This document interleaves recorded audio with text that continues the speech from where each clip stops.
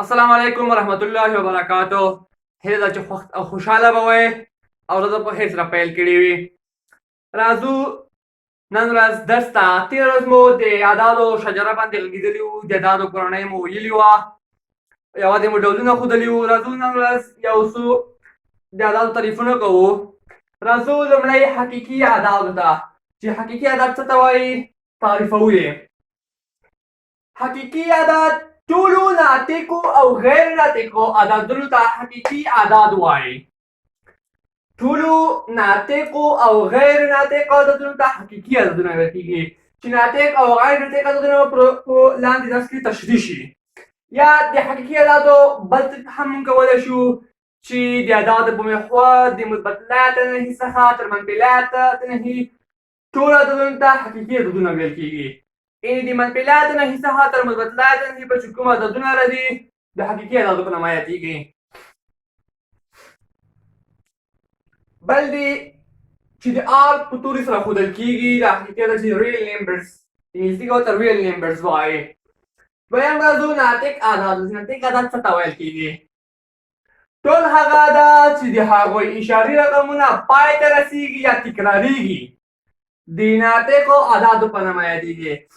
یعنې یو عدد دی منفي عدد دی منفي اوته پر اوه، هر کله چې تقسیم شي یا به اشاري رقمونه بیخ ته رسېږي، پای ته به رسېږي او یا به مسلسل ورپسې تکراریږي. لکه تقسیم کړي مو دي 1.1 2 8 5 اوه، له دې وروسته دغه عددونه بیا تکراریږي لکه 1 4 1 4 داسې نور، چې دې ته ناطق عددونه ویل کېږي. یا به اشاري رقمونه پای ته رسېږي او یا به تکراریږي. دا منفي دا هم منفي کېدلی شي هم مثبت کېدلی شي، یعنې په دواړو عددونو کې موږ کولی شو دا وښیو، هم په منفي عددو کې هم په مثبت عددو کې موږ ناطق عدد ښودلی شو. بل دی دریم غیر ناطق اعداد. هغه اعداد دي چې د عام کسر په شکل یې نشو لیکلی، یعنې هغه اعداد چې د عام کسر په شکل نشو لیکلی، یعنې د A پر B په شکل یې موږ نشو لیکلی، A پر B په شکل یې موږ نشو لیکلی، دې ته غیر ناطق عددونه ویل کېږي. لکه 2 تختې جذر، 3 تختې جذر او داسې نور. بل ترتیب هم ورته کولی شو د پاس ترتیب څخه په استفادې هغه عدد چې د هغوی اشاري رقمونه پای ته نه رسېږي او یا تکراریږي هم نه، یعنې اشاري رقمونه یې پای ته نه رسېږي او تکراریږي هم نه، چې دې ته غیر ناطق اعداد ویل کېږي. لکه 2 تختې جذر، 3 تختې جذر او داسې نور. یعنې هر کله چې موږ د 2 تختې جذر دغې جذر وباسو نو د دې اشاري رقمونه به پای ته هم نه رسېږي او تکراریږي به هم نه، مختلف اعداد به وي، مسلسل پسې مختلف اعداد به راځي او تکراریږي به هم نه او اعداد به بیرته هم نه رسېږي، چې دې ته غیر ناطق عددونه ویل کېږي. چې ته موږ دوه تعریفونه کولی شو. هغه عدد چې د عام کسر په شکل نشو لیکلی. بل تعریف هغه عدد چې اشاري رقمونه یې پای ته نه رسېږي او تکراریږي هم نه، چې دا د غیر ناطقو لپاره غیر ناطق عددو لپاره تعریف دی. څلورم راځو موهومي اعداد ته. منفي عددونه چې د جفت درجه لرونکي جذر لاندې وي موهومي عددونه بلل کېږي. یعنې ټول هغه عدد چې د جفت جذر لاندې وي موهومي عددونه بلل کېږي، لکه -3 د دویم جذر لاندې یا -5 د څلورم جذر لاندې، چې دا د جفت جذر لاندې دي، دې ته موهومي عددونه ویل کېږي. چې دا چې دا موهومي عدد په آی سره ښودل کېږي، چې آی د ایوډ په نامه یو عالم څخه حاصل شوې ده، چې د دې مسلسل تشریح به په راتلونکي درسونو کې وایو. د هر کله چې موهومي عدد ته ورسېږو مسلسل تشریح به په هغه ځای کې وایو. دلته مو یوازې تعریف وکړلو، د تعریف سره مو اشنایي پیدا کوله. منفي عددونه چې د جفت جذر لاندې وي موهومي عددونه بلل کېږي، چې د آی په واسطه ښودل کېږي. بل راځو پنځم تام عدد. تام عدد کوم عدد ته ویل کېږي؟ هغه عدد چې مخرج یو وي تام عدد بلل کېږي. تام عدد کیدای شي منفي یا مثبت وي.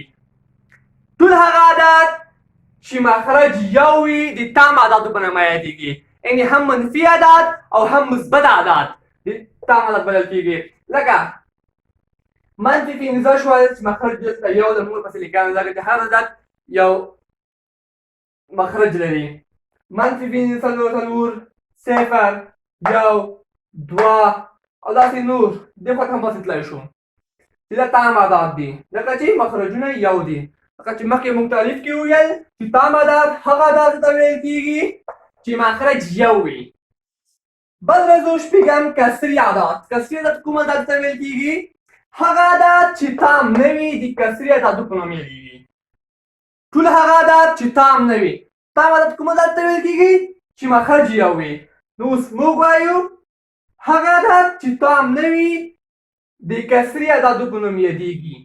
کیدای شي مثبت وي یا منفي وي د پاس په شان. هم په مثبتو کې راتللی شي او هم په منفي عددو کې راتللی شي. لکه یو پر دوه څلور پر درې اووه پر اته دې خوا ته ورپسې تللی شو نور هم چې دا کسري عدد دي. ځکه دا عددونه تام پوره عددونه نه دي ځکه ورته کسري عدد ویلی شو. تام عدد چې موږ دلته وایو چې تام نه وي تام معنی پوره عدد. دا پوره عدد نه چې دا اشاري عددونه کې راځي. بل راځو طبیعي عدد. طبیعي عدد کوم عدد ته ویل کېږي؟ هغه عدد چې له یو څخه تر مثبت لایه نهي پورې وي طبیعي عدد بلل کېږي. یعنې د یو څخه شروع وي تر مثبت لایه نهي پوره.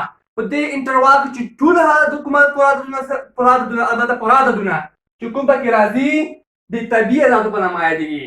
لکه یو دوه درې څلور پنځه تر مثبت لایه نهي پورې. خو البته دلته باید پوره عددونه باید راشي لکه یو دوه درې دا ډول. بل دی اتم مکمل عدد. کوم عدد ته ویل کېږي؟ مکمل عدد هغه عدد دي چې له صفر څخه شروع تر مثبت لایه نهي پورې وي. مکمل طبیعي عدد چې و یو څخه شروع تر مثبت لایه نهي پورې. خو برعکس مکمل عدد چې دي دا بیا د صفر څخه شروع تر مثبت لایه نهي پورې دي. یعنې په دې کې موږ صفر هم په بر کې رانیسي. له صفر څخه شروع کېږي تر مثبت لایه نهي پورې.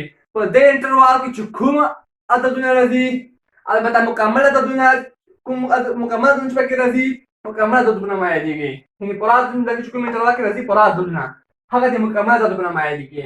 لکه صفر شو یو دوه درې څلور چې دا د مکمل عددو په نامه یادېږي. دا و د نن ورځې زموږ درس چې ما تاسو ته وړاندې کړلو. انشاءالله په راتلونکو درسونو کې به د عددو نورو اقسامو تعریفونه هم کوو او تاسو ته به یې مسلسل وړاندې کوو. نور مو وخت نه نیسو. د خدای په امان.